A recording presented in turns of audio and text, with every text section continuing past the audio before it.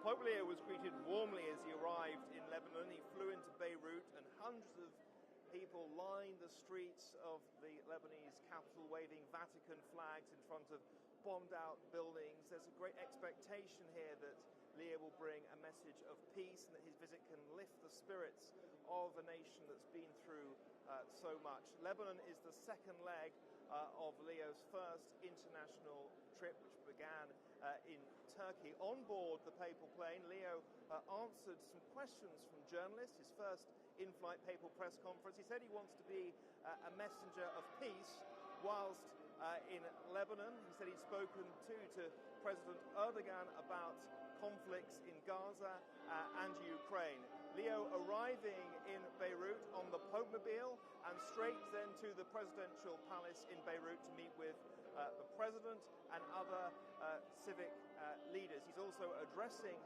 authorities in Lebanon here at the presidential palace. Leo receiving a warm and supportive welcome as he arrives in the country, of course, with a large Christian community.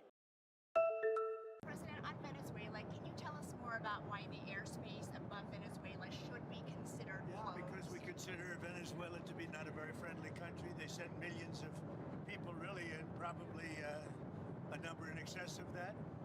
And a lot of those people shouldn't be in our country, from jails, from gangs, from drug dealers, from all of the people that came into our country shouldn't have been in our country, causing a lot of problem. Does your warning and drugs. Does your warning mean that an airstrike is imminent, or should we not read it that way? Don't read anything into it. The New York Times reported that you had a phone call with Maduro. Did you? I don't want to comment on it. The answer is yes. And can you tell us a little bit No, about it? I can't do that. La Fiscalía de Colombia imputó formalmente a William Fernando Gonzalez Cruz, señalado como uno de los principales articuladores en este atentado y posterior magnicidio del senador y precandidato presidencial Miguel Uribe Turbay, que recordemos ocurrió aquí en Bogotá el pasado 7 de junio.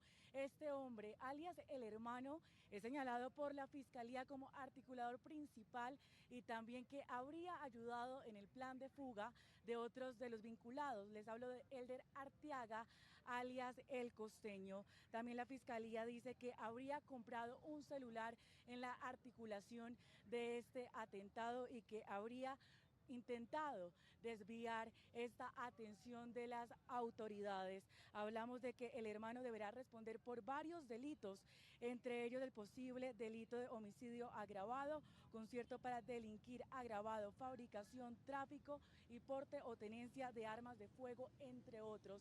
Este caso avanza con más de 9 capturados y vinculados en este proceso aquí en Colombia.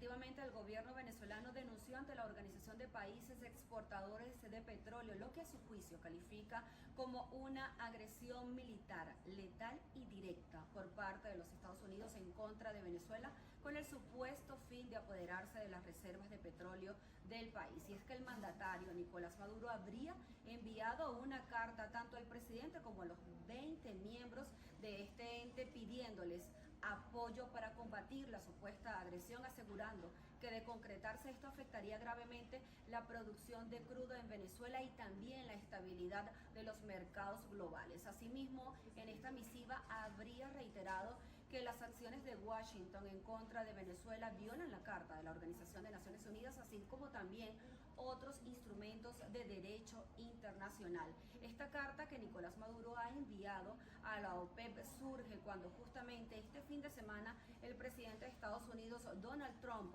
asegurara que conversó telefónicamente con el mandatario venezolano sin dar más detalles al respecto y al mismo tiempo hiciera una advertencia a través de sus redes sociales asegurando que cerrará por completo el espacio aéreo venezolano.